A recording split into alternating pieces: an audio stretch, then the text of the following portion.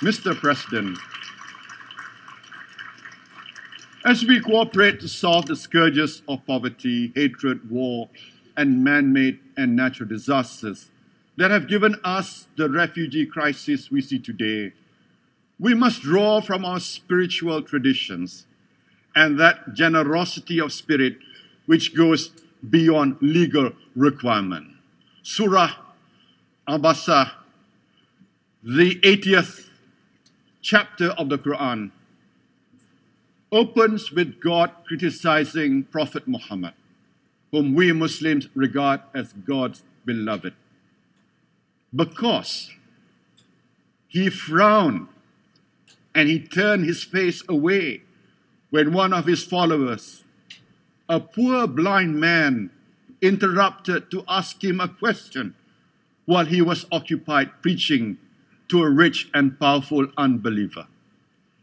If God promptly rebuked Prophet Muhammad, how much more will we, the community of Muslim world leaders especially, stand to be rebuked by our Creator if we frown and turn our faces away from our fellow Muslim, poor and marginalized, now fleeing Syria in massive numbers, causing social and economic stresses in Europe? Don't we stand partly responsible for any ensuing European hostility towards Islam, the faith we love, and towards our fellow Muslims?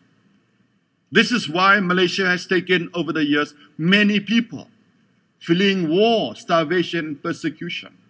We currently have hundreds of thousands of irregular migrants, and we took in more earlier this year when there was a dire humanitarian situation in the Andaman Sea.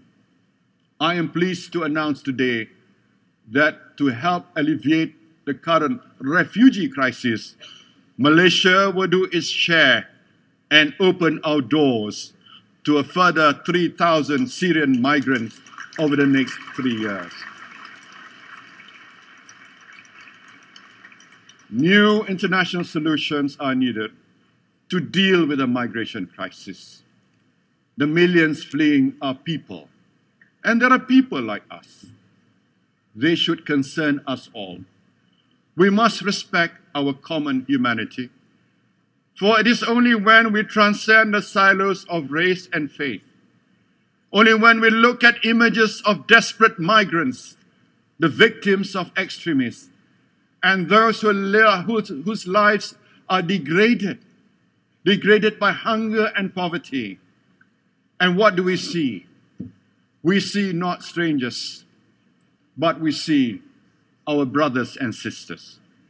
And it is only when we see that dreadful picture of that 3-year-old Aylan Kurdi washed ashore and recognize our own children in that tragic boy's innocent face that we will act as our better selves.